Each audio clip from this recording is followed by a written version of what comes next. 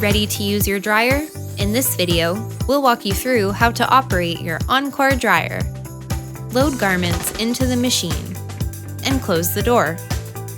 For best results, don't overload your dryer. Select from one of the 4 programs installed on the machine. These programs are high, medium, low, and no heat. Once you've made your selection, press start and you're ready to go. The control panel will display either a C or a D. D, followed by a number, indicates the time it will take to dry. C, followed by a number, indicates the time remaining for the cool down period.